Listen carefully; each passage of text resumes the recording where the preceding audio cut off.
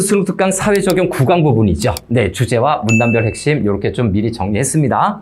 정리를 했는데 일단 네, 첫 번째 문단에서는 네, 학습에 대한 개념을 얘기하고 있어요. 소비자가 구매할 때 어떤 학습을 한다? 네, 인지적 학습과 행동적 학습을 한다고 해서 친절하게 네, 중심 화제를 제시해 줬고요. 두 개를 제시했네요. 그래서 문단수가 좀 7문단으로 늘어났어요. 두 번째 문단과 세 번째 문단에서는 인지적 학습에 대한 기본적인 개념과 구체적인 첨가 조율 재고저와 같은 구체적인 항목으로 나눠서 좀 얘기를 했죠. 그런데 이렇게 나눠서 얘기하는 것이 되게 깁니다. 예시까지 들어가서. 그 다음 네 번째 문단은 행동적 학습에 대해서 이야기를 하는데 이 문단을 또 나눴어요. 역시 이어서 바로 설명하는 예시적인 설명이 있는 부분이 굉장히 좀 길죠, 설명이. 그래서 고전적 접근화와 작동적 접근화로 나눠서 설명을 하고 있고, 마지막에는 이 소비자들이 네, 구매를 할 때 하는 행동에 대해서, 학습에 대해서 네, 이해가 필요하다라고 하는 내용으로 마무리를 하고 있습니다. 자, 첫 번째 문단 좀 세부 내용을 좀 보겠습니다. 자, 첫 번째 학습이라고 하는 것을 좀 정리해야 되겠죠? 네, 저기 소주제에 있는 것처럼 학습에 대한 개념이 뭐냐? 일상생활에서 깊이 있는 생각 또는 실제 경험을 통해 무언가 배우고 깨닫는 과정을 거쳐 뭐 이렇게 되어 있어요. 그래서 거기 키워드만 보면 일상생활이에요. 네, 일상생활에서 키워드로 정리합니다. 생각과 경험을 하게 될 겁니다. 생각과 경험을 겪게 될 텐데 무언가를 배우고 깨닫는 과정이 있을 거예요. 그래서 네, 화살표로 할게요. 배움과 깨달음이 있을 것이고 그 배움과 깨달음을 지나가서 또 뭐가 이루어집니까? 신념이나 태도가 형성이 되죠.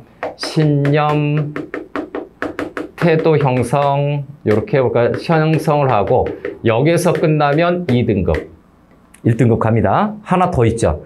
행동이 어떻게 됩니까? 변화까지 있을 겁니다. 네, 변화까지 체크하세요. 이래야 돌발 문제, 예, 의외 문제, 골 때리는 문제를 대응할 수 있다. 자, 그 다음 두 번째로 좀 정리할게요. 학습에 대한 개념은 이겁니다. 그럼 여기서 또 핵심을 가져야 되겠죠? 자, 핵심은 뭐냐면 어떤 신념이나 태도가 형성이 되고요. 거기에 따라서 변화까지 나타난다라고 하는 부분이 학습의 기본적인 내용으로 좀 받아줘야 될 것 같아요. 경제적인 학습이겠죠? 근데 이 학습이라고 하는 것이 어느 때도 발생이 된다? 시장에서 소비자가 구매 행동을 할 때도 어떻게 된다? 발생한다고요. 지금 화살표 있는 부분이 최종적인 결과들입니다. 독서에서는 최종적인 결과 내용을 잘 알고 있는 것이 우선 중요하다. 너무 과정적인 것에 집중을 하다 보면 놓치는 것들이 많고요. 내가 전공자가 아닌 이상 그거 이해하기도 힘드니까 일단 최종적인 결과를 먼저 알고서 문제에서 물어보는 해당 부분을 본다라는 생각으로 독해를 해주기 바랍니다. 차분하게 이 글에 대해서 완벽하게 제대로 된 독서를 하자면 시간을 오래 갖고서 차분차분히 전문가의 조언도 들어가면서 내용을 이해해야 돼요. 그러나 우리는 문제 해결력을 위한 독서를 하는 거기 때문에 그거에 맞춰서만 수업을 하고 있다라고 생각해야 됩니다. 자, 그래서 세 번째는 뭡니까? 소비자가 구매 행동을 할 때도 학습이 발생을 하는데 소비자의 학습이 뭐다? 소비자의 학습은 두 가지로 되어 있죠. 네, 기억에 네, 뭡니까? 인지적 학습이 먼저 있고요. 인지적 학습. 그 다음에 네, 니은의 네, 행동적 학습. 이 두 가지라고 제시를 하고 있습니다. 지금 모든 내용을 한 번에 쭉 정리를 했는데 가장 중요한 부분은 여기입니다. 소비자의 학습은 이 두 가지가 있다라고 하고 언급하고 있는 첫 단락, 서론의 마지막 단락이 이것이 중심 화제를 제시한 거죠. 근데 중심 화제가 몇 개? 두 개로 제시한 거예요. 자, 앞으로 과학 지문은 모르겠지만 사회 지문이나 인문 지문에서 중심 화제가 두 개인 경우가 아마 많을 거예요. 첫 번째는 독서 지문에서 융합 지문으로 나올 때 어차피 가, 나로 주어지게 되면 가의 중심 제재 하나, 나의 중심 제재 하나 얘네들이 서로 같은 건지 차이가 나는 건지 위, 아래, 상하, 계층 관계인지 상호 보완적인 전체와 부분의 관계인지 뭐 이런 거를 좀 따져봐야 되잖아요. 그런데 이 단일 지문에 해당되는 내용 중에서도 이렇게 두 가지의 중심 화제를 주는 경우 기억해야 됩니다. 중심 화제가 몇 개? 두 개다라는 거 알아두고 요거는 편집하시는 분 자르지 마세요. 올해 수능에서 반드시 두 가지 중심 화제가 있는 글이 출제될 거라고 거의 확신합니다. 6편 끝나고 나니까 확신이 많이 드니까 올해 수능 대비하는 친구들은 뭐를 해야 된다? 한 글의 중심 화제가 대립적으로 두 개 나오는 걸 반드시 잘 공략하는 연습을 해라. 그것만 공략하면 문제뿐만이 아니라 지문도 쉽게 이해할 수 있어요. 그게 안 되면 아무리 쉬운 글을 내도 어렵습니다. 자, 두 번째 문단으로 넘어가죠. 자, 두 번째 문단으로 넘어가서 자, 두 번째 문단은 인지적 학습에 관련된 내용입니다. 소비자가 행하는 인지적 학습인데 여러 가지 내용들이 쭉 있네요. 그래서 소비자는 구매를 위한 정보를 기억 속에 충분히 보유하지 못한 경우에 외적 탐색을 한다. 자, 소비자가 최종적으로 외적 탐색을 한다라고 하는 거죠. 외적 탐색을 하는 경우인데 여기에 왜 외적 학습을 하는지 또는 어떻게 하는지 왜와 어떻게 두 개만 확인하면 되겠죠. 왜 합니까? 구매를 위한 정보가 부족해서요. 정보를 충분히 보유하지 못했다. 구매자도 넣어줄게요. 두 글자밖에 안 되네요. 구매에 대한 정보가 부족한 거예요. 그래서 외적 탐색을 한다. 이렇게 정리해줘야 되죠. 충분히 읽고서 이렇게 차례차례 좀 줄여서 이해해 보세요. 긴 글은 원래 줄여서 이해해야 되는 겁니다.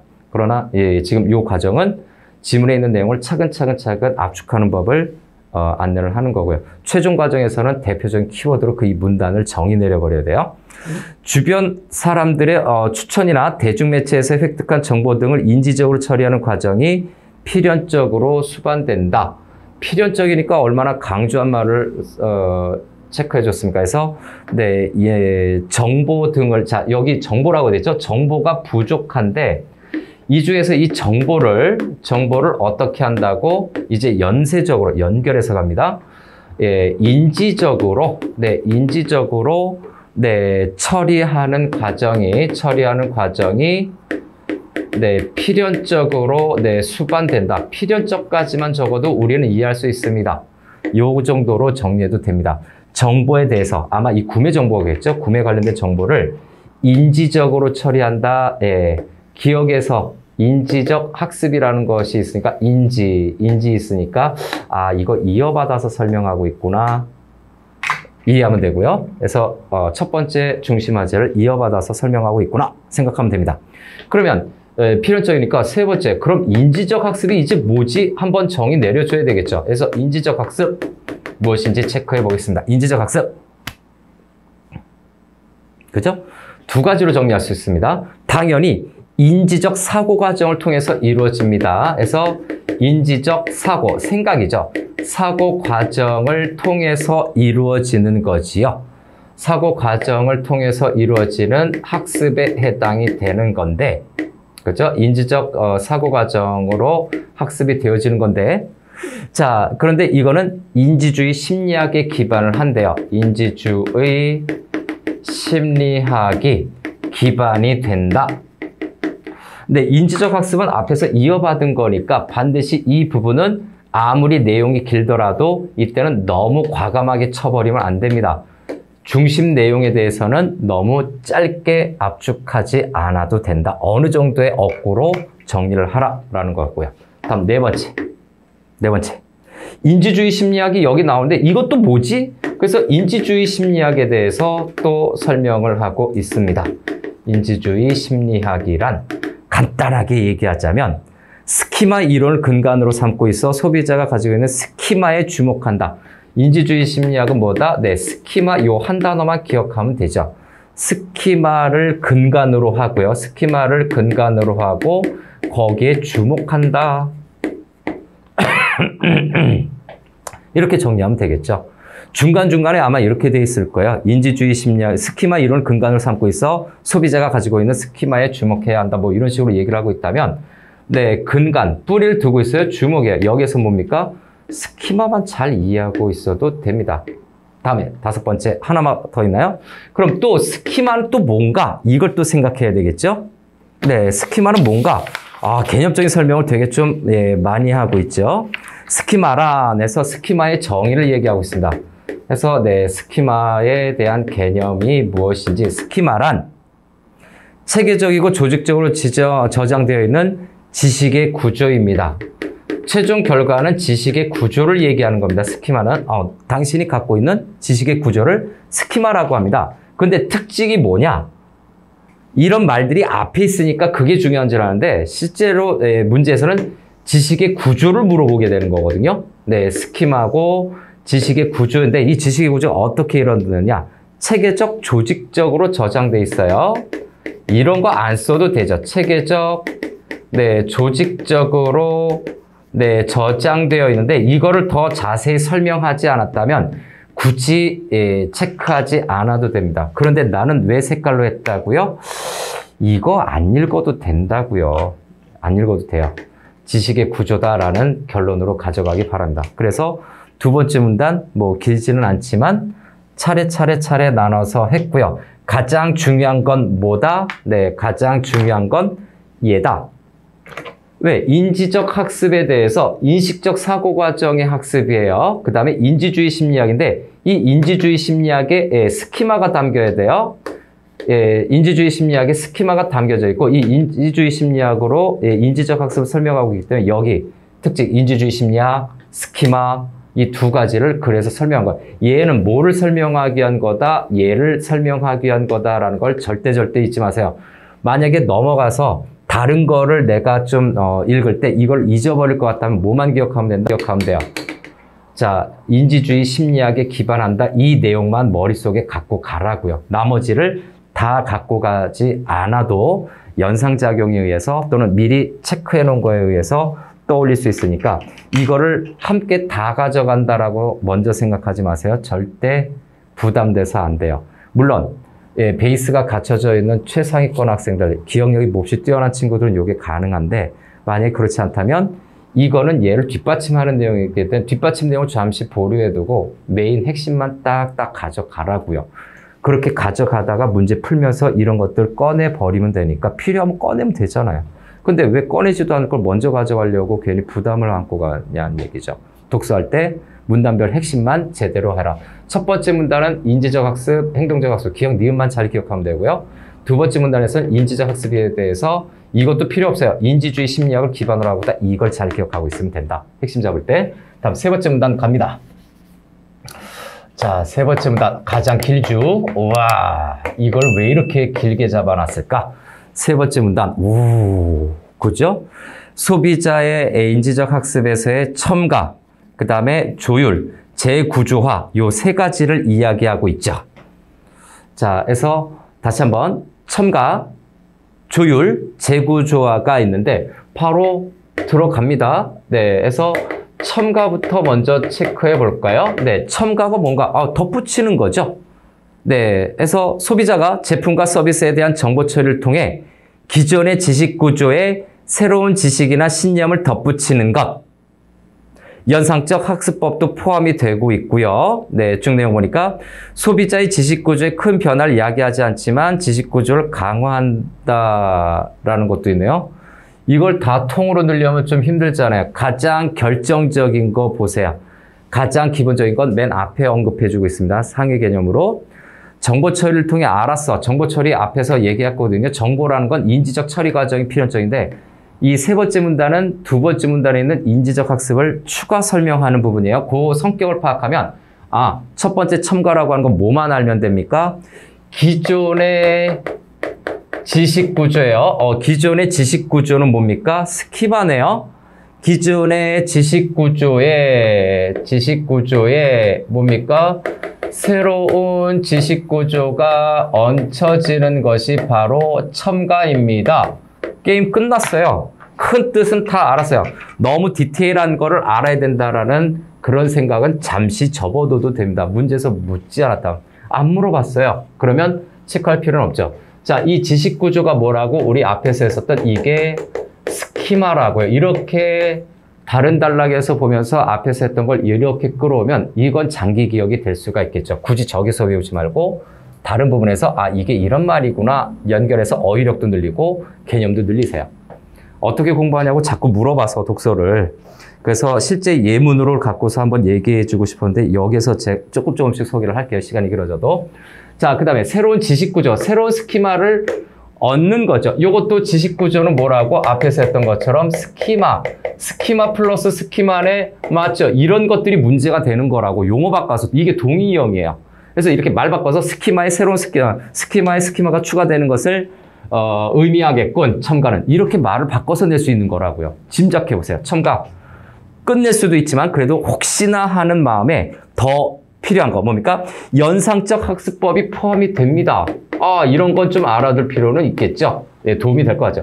연상적 학습법인데 연상적 학습법이 뭡니까? 연관지어서 네, 학습을 하는 거죠. 학습법이 그죠? 네, 연상적 학습도 포함이 된가요? 학습이 포함이 된다. 네, 이렇게 정리하면 되겠네요.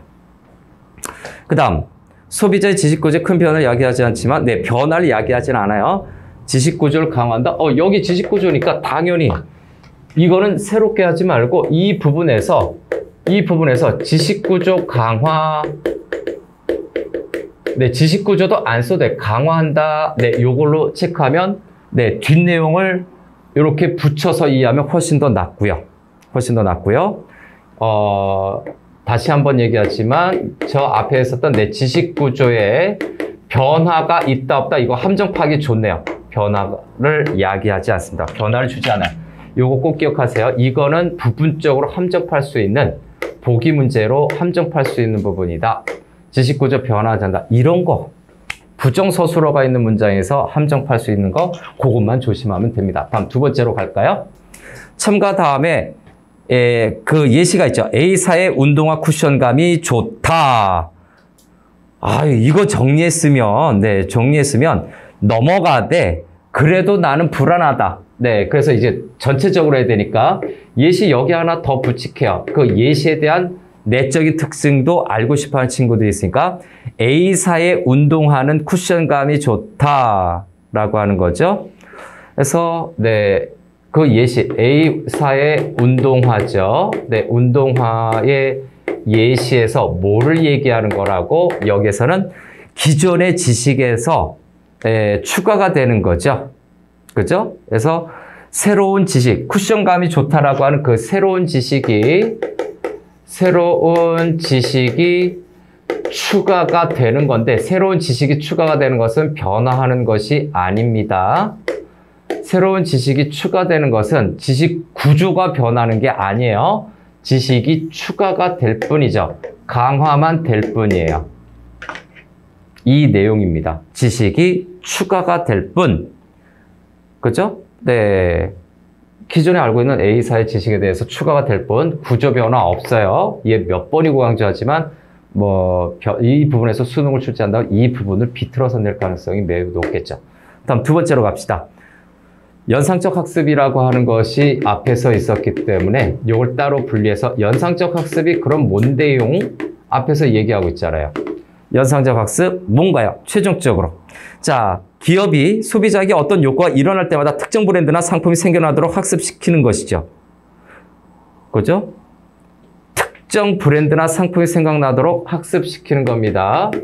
특정한 생각이 나도록 브랜드 빼보세요. 특정한 생각이 나도록 학습시키는 것이 바로 연상적 학습이에요. 파블로프의 개를 생각하면 되죠. 종 땅 울리고 밥을 주면 조건반사적으로 밥이 나오는 줄 알고 종만 울려도 침을 흘리는 것. 그것과 비슷하다라고 보면 돼요.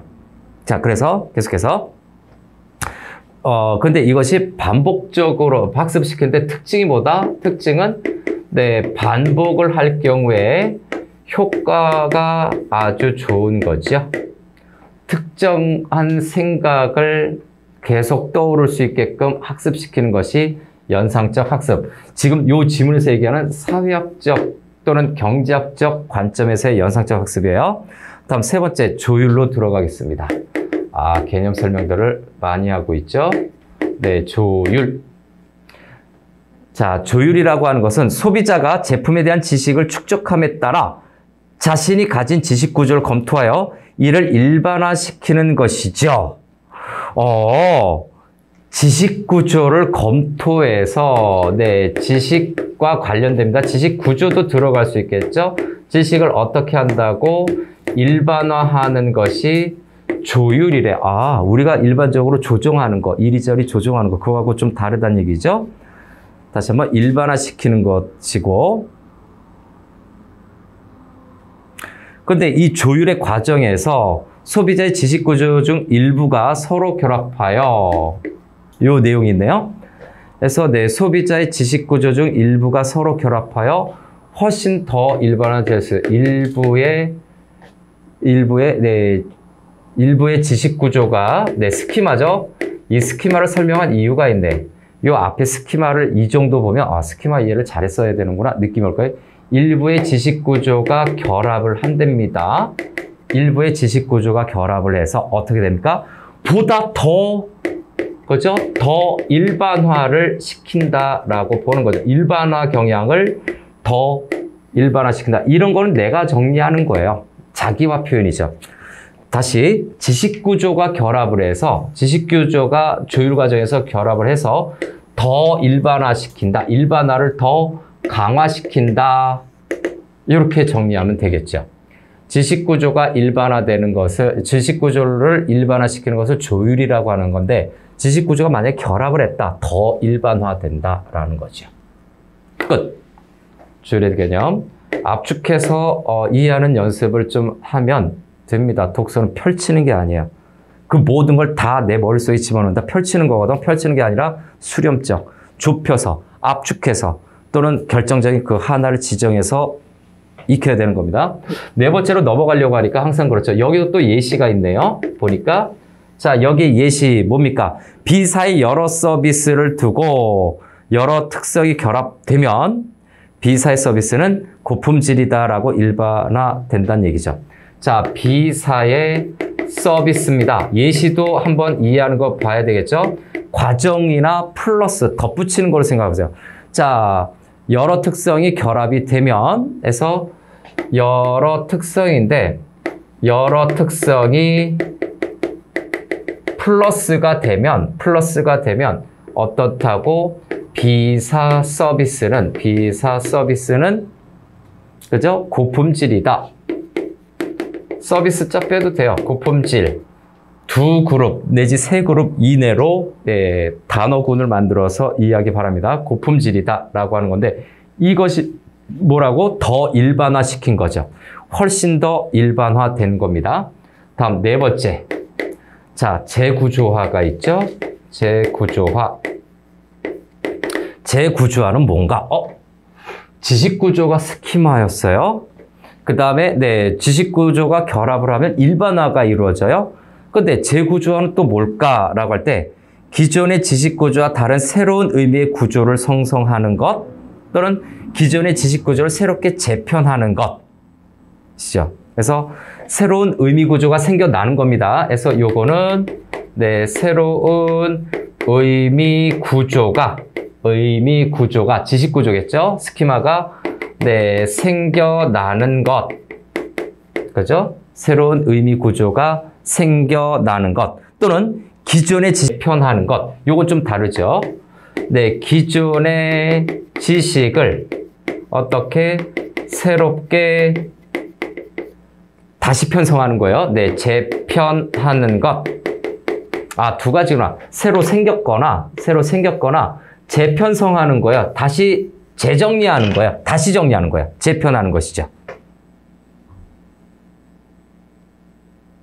자, 그런데 여기서 보면 첨가나 조율과 달리 지식구조의 위계를 전반적으로 검토하는 네, 광범위한 인지적인 노력이 필요하다. 아주 넓은 범위죠. 네, 광범위한 네, 인지적 노력이 필요하다. 네, 인지적 노력이 필요하다라는 이 특수성은 적어놔야죠. 인지적 노력이 여기에 들어가는 거죠. 인지적 노력이 필요하다. 인지적 학습 두 번째 문단에서 설명했던 개념이 여기에서 또 관련이 되겠네요. 자, 재구조화까지 세 번째 문단을 끝냈습니다. 어떤가요? 다른 문단에 비해서 굉장히 길어진 건 맞아요. 길어진 건 많은데 그래도 확 봤을 때, 이 교재를 딱 봤을 때 되게 많네요. 어떻게 정리하지? 이렇게 생각한 친구들 좀 많이 있었을 거예요. 그거에 비해서는 훨씬 더 짧게 줄일 수 있다. 한마디로 우리 치킨 생각하면 돼요. 치킨, 닭 요리할 때 털 뽑고서 요리하는 것과 마찬가지로 비문학 독서 제재에 있는 여러 가지 잡털들을 다 제거한 다음에, 그죠? 네, 다 제거한 다음에, 네, 먹는다. 쓸데없는 내용들 전부 다 제끼고 핵심적인 어구나 개념만 남겨서 서로 연결을 하거나 뭉쳐놓으면 됩니다. 줄이거나 뭉치거나 연결하거나, 그죠? 줄이거나 뭉치거나 연결하거나 요 세 가지만 생각해서 지문 정리하면 돼요. 이제 네 번째 문단으로 들어갈게요. 4문단. 자, 네 번째 문단은 이제 또 다른 걸 설명하고 있죠. 네, 다른 건 뭡니까? 소비자의 행동적 학습이에요. 네, 소주제를 좀 잊어버렸을까봐, 네, 행동적 학습 여기에다가 써놓기는 하겠습니다. 소비자의 행동적 학습은 또 뭔가 우리가 평상시에 잘 쓰지 않는 용어죠. 그래서 여기에서 설명하는 것이 무엇인지 또 들어가 볼까요? 말 그대로 행동적 학습이 뭔지 개념 정의를 좀 하긴 해야 돼요. 그래서 첫 번째 여기 쓴 것처럼, 네, 행동적 학습이 뭐지? 정리해야 되죠. 행동적 학습이란 키워드로 정리하죠. 소비자가 자신을 둘러싸고 있는 환경에서 발생하는 여러 가지 자극과 반응을 반복적으로 경험함으로써 학습되는 겁니다. 그래서 네, 환경이죠. 키워드는 환경에서 발생하는 그런 거 다 버려도 돼요. 예, 정해야 환경에서 발생하는 여러 가지 자극과 반응이 있을 겁니다. 자극이라든가 그 반응이 있는데 두 글자씩 딱딱 떨어지니까 익히기 좋겠네요. 다음. 그래서 자극과 반응을 반복적으로 경험한다. 이거는 알아둬야 되겠죠. 그래서 요거를 여기다 할까요? 네. 반복적으로 경험을 하게 되면 그것이 행동적 학습이 된다라는 거죠. 반복적으로 경험을 해서 플러스 또 뭐가 됩니까? 학습을 하는 것이, 그죠? 요거요. 반복적 경험과 학습이 쌓이게 되면 행동적 학습이 된다고. 요거 중요한 거죠. 그래서 요거 또 내복칸에서 잘 알아둬야 될 거야. 얘를 중심으로 이제 내용이 또 펼쳐질 거라는 걸 우리 짐작할 수 있죠. 자, 광고에서 이제 어떤 상품에 대한 정보와 배우의 멋진 모습이 쫙 노출이 되는 그 예시가 나오죠. 그죠? 그래서 두 번째는 여기에 행동적 학습 때 이걸 따라올게요. 그 예시가 있을 겁니다. 예시 부분에서 예시적인 내용에서 광고와 배우에 관련된 내용이 나오고 있죠. 광고와 배우에 관련된 내용이 나오고 있습니다. 그래서 멋진 배우의 모습, 그 다음에 광고에 대한 정보가, 상품에 대한 정보가 만약에 쫙 펼쳐져 있으면, 네, 광고가 아니라 정보라고 할까요? 네, 광고로 그냥 합시다. 광고에 정보가 있을 테니까. 호의적인, 이 배우에 대한 호의적인 태도가 어디로? 상품으로 전이가 된대요. 그죠? 이게 행동적 학습의 예시입니다. 그래서 요거 같이 묶이는데 어떻게 되느냐? 배우가 좋은 이미지가 있죠. 네, 요게 요렇게 화살표만 하면 되지 않을까요? 배우의 좋은 이미지가, 네, 좋은 이미지가 전이가 된다. 옮겨가요. 배우의 좋은 이미지가. 그래서 탑 연예인들을 쓰는 이유가 그거죠. 광고에서. 당신의 좋은 이미지를 우리 상품에 이입시켜서 우리 상업적으로 물건 좀 많이 팔겠습니다. 라고 얘기하는 거예요. 배우의 좋은 이미지가 어떻게 된다고? 저 광고 정보 또는 광고 상품에 옮겨가는 것을 얘기하는 거죠. 이게 뭐라고? 이게 행동적 학습이라고. 좋은 이미지가 전이되는 것이 행동적 학습이라고요. 자, 그럼 글을 읽을 때 어려워요. 잘 모르겠어요. 이게 왜 이런가요? 라고 하는 내용 중에서 배우의 좋은 이미지가 전이되는 것은 행동적 학습의 예시로 될 수가 있어요. 그죠? 전이되는 거 요 키워드 하나 갖고 가야 되죠. 행동적 학습. 뭐와 관련됩니까? 네, 반복이라고 하는 키워드가 전이성을 지니지 않을까 짐작해 보면 되죠. 자, 다음. 예시적인 거를 원래 안 하려고 했는데 예, 그래도 한번 해봐야 되겠죠? 네, 불안해할 수 있으니까 다음 세 번째로 넘어갈까요?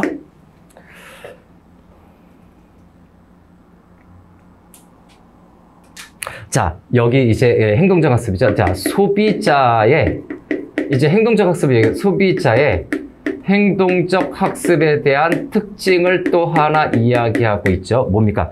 소비자의 행동적 학습에 관한 연구는 학습에 대한 연구라고 할까요? 연구는 인지적 과정보다 자극에 따른 결과에 관심을 두는 행동주의 심리학에 기반을 한답니다. 행동주의 심리학에 기반합니다. 뭐뭐보다 뭐뭐에 기반한다면 뭐뭐보다 앞에 있는 건 버려도 돼요. 관련 없다는 얘기입니다. 인지적 자극과 인지적 과정보다 결과에 관심을 두는 행동주의 심리학에 기반을 둔다. 근데 행동주의 심리학이 여기 내부적인 특징이 하나가 있었죠. 뭐가 있었나요? 자, 자극에 따른 결과에 관심을 두는 자극과 그 결과죠. 자극에 따른 그 결과에 관심을 두는 것이 바로 행동주의 심리학. 이 특성이 여기에 있다는 얘기죠.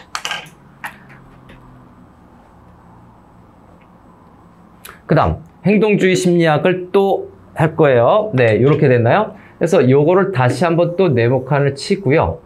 얘도 이렇게 행동적 학습에다가 연결해야 되겠죠? 행동적 심리학에 기반을 둔 건데 요게 1번이 돼야 될 거고요. 자극과 결과에 주목을 하는 거고요. 기반하는 거고요. 그 다음에 행동주의 심리학에는 고전적 조건화예요. 고전적 조건화. 뭔진 모르겠지만 고전적 조건화 다음 문단에서 설명해 주겠죠. 그 다음에 작동적 조건화를 중요하게 다룬다. 작동적 조건화를 중요하게 다룬다. 근데 중요자만 생각하면 되잖아요. 작동적 조건화, 고전적 조건화, 얘네들은 어디로 가야 돼? 얘네들은 여기로 가야 되죠. 네, 행동주의 심리학으로 가면 됩니다. 이렇게 하위 요소로 한 거니까 이렇게 연결해서 이 개념이 어디로 가는지 생각하면 되겠죠. 그럼 행동적 학습에는 고전적 조건화, 작동적 조건화가 직접 작용된다? 몰라요. 틀린 내용이에요. 지문상으로 보면 행동적 학습에는 고전적 조건화와 작동적 조건화가 간접적으로 작용하거나 내포되어 있습니다. 왜? 행동주의 심리학에서 나온 것이라서. 이렇게 설명하면 맞는 거고요. 자, 네 번째 문단도 끝났습니다. 다섯 번째 문단으로 가죠. 여기 지워서 이제 다섯 번째 문단으로 넘어갑니다. 자, 앞에서 고전적 조건화 모르겠는데요. 작동적 조건화 모르겠는데요. 설명해주고 있어요. 모르는 거 분명히 그래서 설명 들어갑니다. 설명 들어가니까 안심하고 내가 배경 지식이 많지 않다고 해서 독서 못할까요? 그런 이상한 생각하지 마세요. 그래서 다 설명해 주는 거 내가 잘 찾아 먹으면 돼요. 잘 찾아 먹는 건 뭐다? 줄여라. 제발 좀 줄여라. 줄이지 못하겠으면 어떻게 해? 연결해라. 다른 거랑 붙어 있는 내용이니까. 그래서 5문단 들어가죠. 5문단. 자, 5문단도 역시 네, 행동적 학습에 관련된 내용입니다. 그래서 저기 색깔로 좀 썼는데 자, 행동적 학습에 대해서 계속해서 이야기하는 부분이 있죠. 여기 편의상 번호 두 번째로 붙일까요? 여기가 1번이 될 수 있으니까. 행동적 학습 두 번째 내용은 첫 번째 뭐를 본다? 고전적 조건화가 뭔지를 좀 얘기를 바로 하고 있네요. 그래서 고전적 조건화 이거 우리 흔히 아는 건데 파블로프의 조건반사 실험의 기반이 된다라고 얘기를 하는 거지요. 그래서 네, 파블로프의 네, 조건적 반사를 기반으로 한다. 이것이 중요한 거죠. 요거는 그래서 여러분들이 배경 지식이 있는 거라서 편하게 할 수 있을 겁니다. 네, 개에게 띵 종을 울리고 먹이를 줘요. 그러다가 이제 계속적으로 반복적으로 그렇게 주니까 나중에 개가 종을 띵 울리기만 해도 밥 주는 줄 알고 침을 질질 흘린다라는, 배고파한다라는 그 내용이죠. 그래서 여기에서 나타나는 파블로프에게 먹이는 예시들인데 요 고전적 조건에서 파블로프의 조건적 반사거든요. 이거 고전적 조건화도 네모칸 쳐야 되고 바로 이어서 얘도 네모칸이 들어가죠. 네, 얘에 대해서 또 필요한 용어들이 좀 정리가 돼야 될 거니까. 그죠? 네. 이에 대해서 좀 정리가 돼야 되니까. 그래서 글로 되어 있으니까 좀 구분이 안 되는데, 자, 여기에서 여러 가지 요소가 있습니다. 그래서 여기에서 이쪽으로 뽑아서 할게요. 예, 조건적 조건에서 첫 번째, 중성자극이라는 것이 있어요. 고전적 중성자극은 파블로프의 개 실험에서 종소리에 해당이 됩니다. 이런 거는 뭐 굳이 실제 현장에서 굳이 먼저 체계할 필요는 없어요. 문제에서 물어본다면 네, 그때 체크해. 그래서 실험이 반복이 되겠죠. 네, 실험이 반복이 돼서 종소리가 되고, 두 번째, 이런 실험이 반복이 되면 개에게 이 경험이 축적이 될 겁니다. 축적이 되면, 자, 세 번째, 이 종소리가 이제 문제가 되는 거거든요. 종소리가 없을 때, 그죠? 종소리가 없을 때 먹이를 주는 것, 또는 종소리가 있을 때 먹이를 안 주는 것, 요런 여러 가지 실험을 하게 될 거예요. 그죠? 그래서, 네. 그래서 여기서 종소리가, 이 실험이 반복되고 나면 이 중성자극이 뭘로 바뀝니까? 뭘로 바뀐다? 조건자극으로 바뀌죠. 중성자극이, 네, 조건자극으로 바뀌는 겁니다. 침을 질질 흘리고 종소리를 딱 올렸는데 먹이는 안 하는데 침을 흘려. 난 배가 고파. 아, 저 종소리 밥 먹는 시간이구나. 내가 배가 몹시 고파. 근데 먹을 게 없어. 식사 시간이 아니네? 그러겠죠? 다음에. 됐나요? 그래서 이런 내용으로 정리를 했을 때 여기서 핵심은 뭡니까? 자, 중성 자극이죠. 네, 조건 자극이 바뀌게 된다라고 하는 건데, 그죠? 그래서 참고로 조건 자극이 바뀌게 됩니다. 참고로 여기에서 빠진 게 하나 있네요. 네, 먹이를 하는데요. 실험이 반복하는데 네 번째로 그냥 쓰면 되죠. 먹이라고 하는 것은 무조건 자극이에요. 네, 조건 자극은 무조건적인 자극입니다. 생존을 위해서 개도 먹어야 되잖아요. 그래서 먹이는 네, 무조건적인 자극에 해당이 된다. 아이고, 거꾸로 썼나요? 무조건적인 자극에 해당되는 것은 먹이다.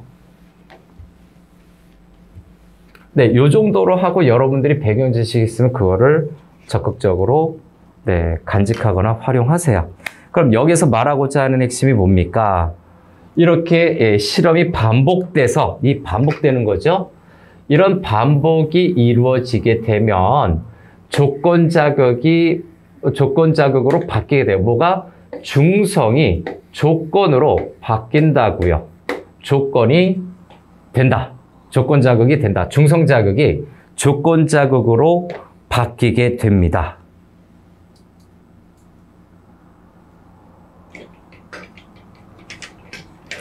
근데 우리가 그렇게 이해하고 있는데, 그죠? 여기에서 이제 최종적으로 정리하는 거, 네. 우리 요런 이 교재나 독서집은 좀 어려운 용어로 얘기하잖아요. 자, 그래서 여기 종소리죠. 종소리 계속 올리는 중성 자극을 무조건 자극과 결국에 반복적으로 노출시키는 중성 자극을 무조건 자극과 계속해서 노출시키는 겁니다. 그래서 네, 계속 노출시키면, 그죠? 네, 자극을 네, 반복적으로 노출시킨다. 요것도 하게 반복적으로 노출을 시키면 어떻게 된다고? 네, 조건 자극이 무조건 자극에 의해서 했던 반응과 매우 유사하다라고 했어요. 그래서 다시 한번 네, 조건 자극이 무조건 자극처럼 바뀝니다. 다시 한번 네, 자극으로 바뀌는 거죠. 둘 중에 하나 이해하면 됩니다. 이건 예시고요. 노란색은 예시고요. 잘 알고 있는 예시고, 여기서는 핵심이 뭐다? 조건 자극이 무조건 자극으로 바뀌었다 이거죠. 요 3번을 이렇게 설명을 해 놓은 겁니다. 그죠? 조건 자극이 바뀐 겁니다. 무조건 자극은 먹이, 중성 자극은 종소리. 근데 거기에 뭐라고? 반복이 있는 거죠. 반복을 통해서 바뀐 거라고 보면 된다. 종소리로 바뀐 게 아니고요. 먹이로 바뀐 게 아니고요. 반복에 의해서 바뀐 겁니다. 이거를 내가 정리할 수 있는 센스가 생기면 그 다음부터는 어렵지 않아요. 자유로워져요. 독서 지문에 대해서. 자, 다음 큰 2번으로 정리하겠습니다. 이게 하나를 설명한 거예요. 이 하나 설명한 게 이렇게 좀 길었단 내용이지. 아이고, 이렇게 길었어요. 자, 그 다음에 이제 연예인 얘기가 또 나오죠. 소비자들이 좋아하는 연예인을 제품 광고에 등장시키는 것은 그 연예인에 대한 좋은 태도가 제품에 전이되기를 기대하고 하는 건데 이것이 고전적 조건화를 적용한 겁니다. 앞에서 했었던 거. 그렇죠? 여기죠? 요 앞에 예시 정리한 이유가 여기에서 써먹을 건데 또 반복되는 거예요.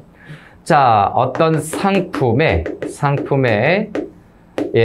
배우라고 할까? 연예인이라고 했나요? 네, 그래서 연예인의 상품 광고라고 써놓게 상품 광고에 연예인을 등장시키는 것은 뭐가 옮겨간다고?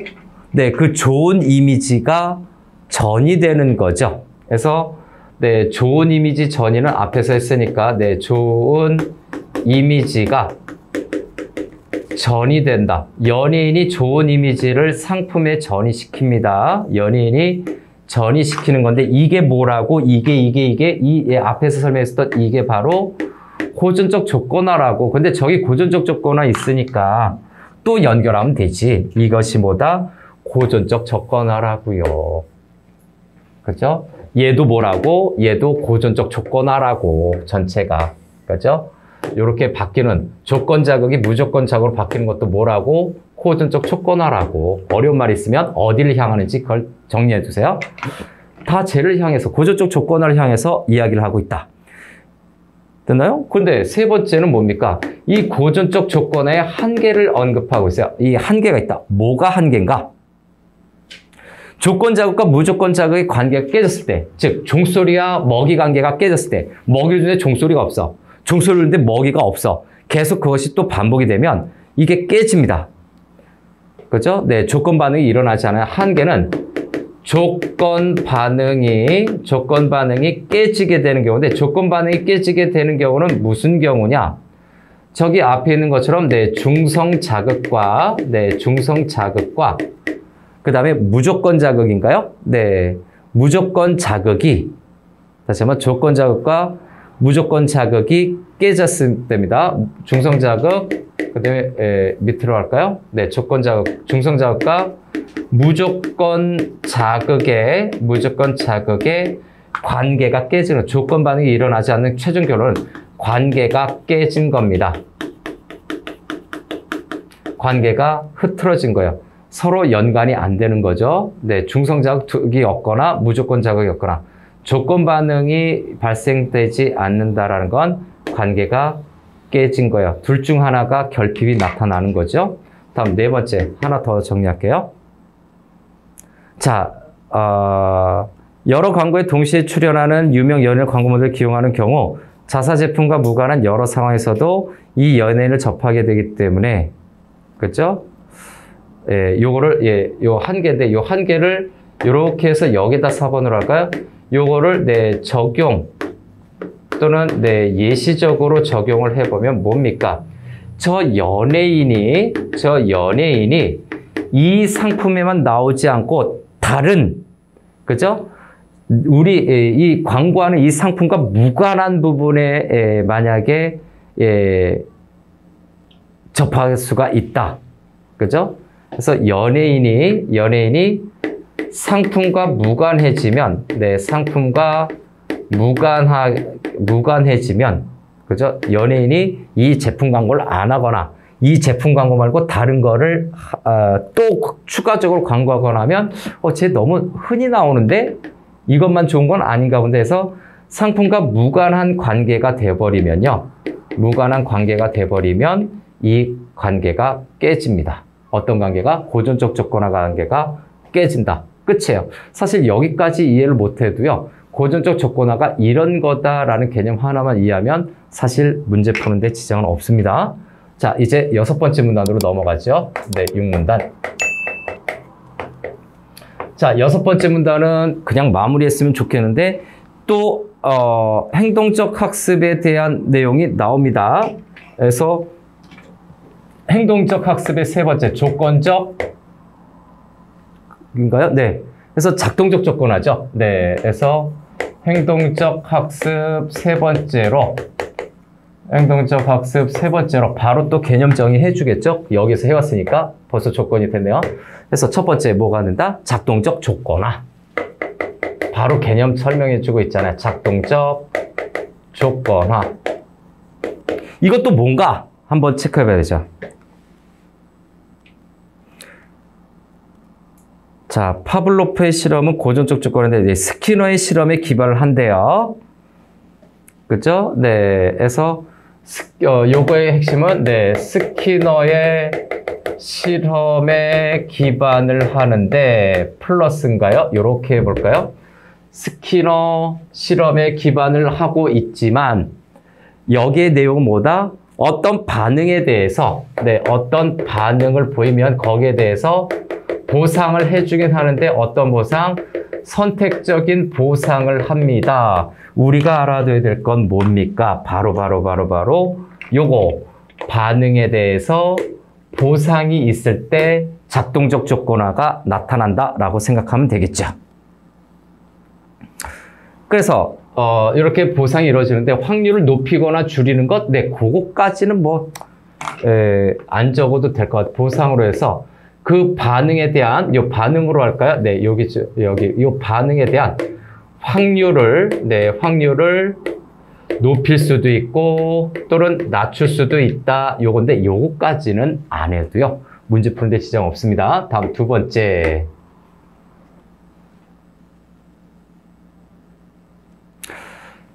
자, 긍정적 강화와 그다음에 부정적 강화, 그다음에 긍정적 처벌, 부정적 처벌 요 4가지를 정리할게요. 그래서 네, 긍정적 강화가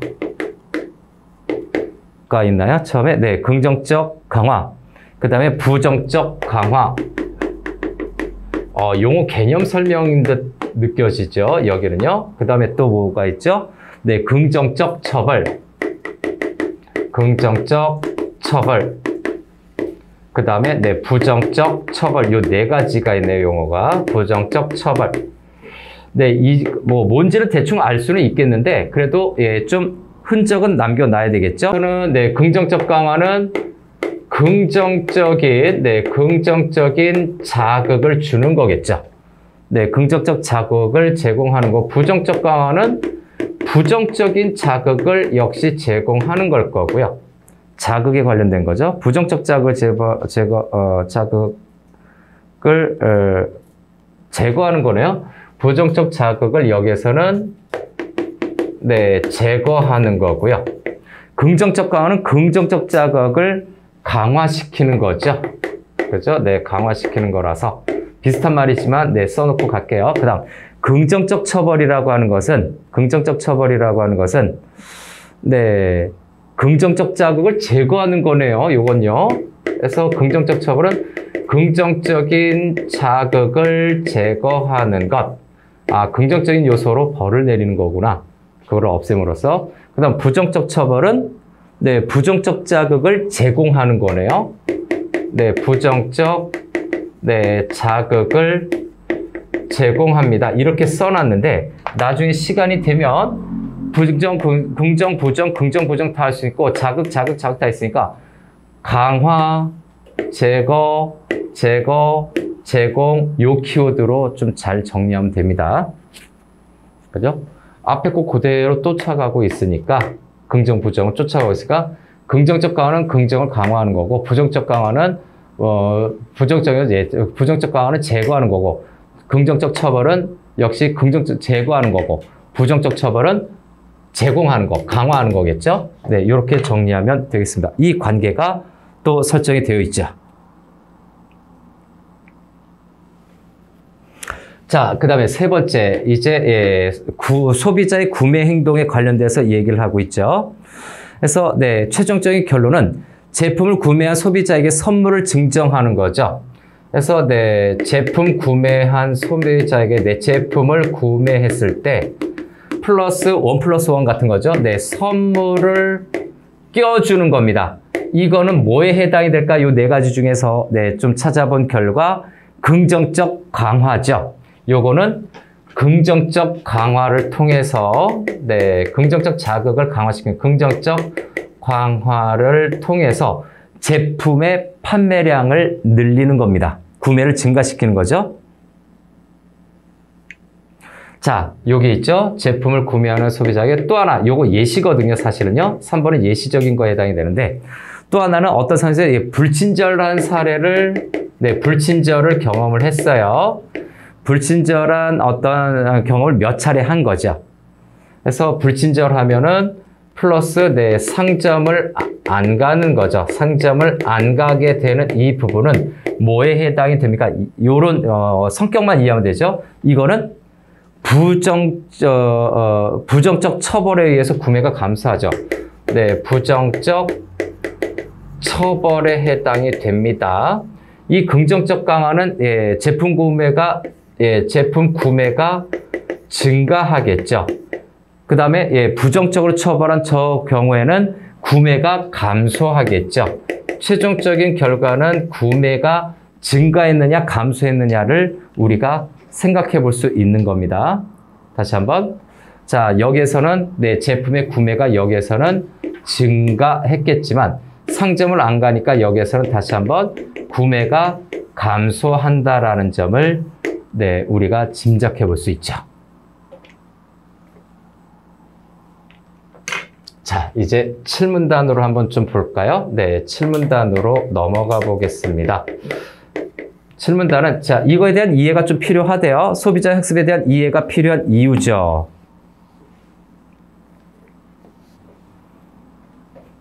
자, 첫 번째, 네, 소비자가 이런, 네, 학습을 통해서,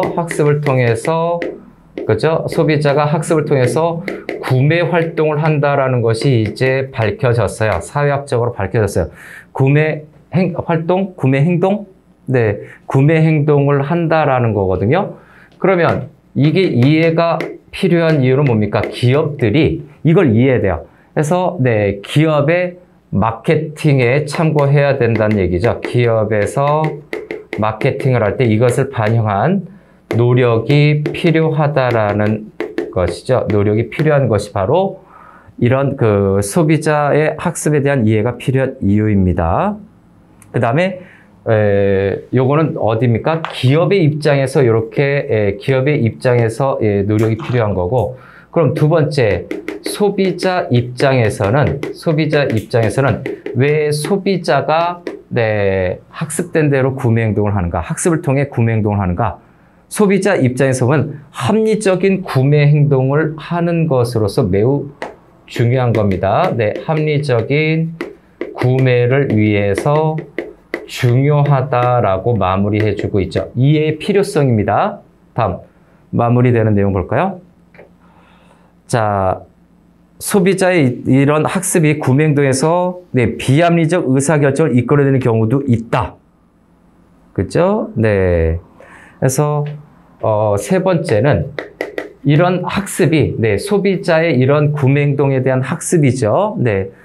소비자의 학습이 비합리적인 구매를 하는 경우도 있어요. 비합리적 구매를 하는 경우도 있고, 네, 추가적으로 더 볼까요? 추가적으로 더 보면, 네, 어떤 품질이나 가격에 대해서 합리적 판단 과정을 거치지 않고 습관적인 구매를 할 수도 있다는 얘기죠. 그래서 소비자가 이런 학습을 하게 되면 비합리적인 구매를 하거나 습관적인 구매를 할 수도 있다. 그래서 네, 습관적으로 구매를 할 수도 있다.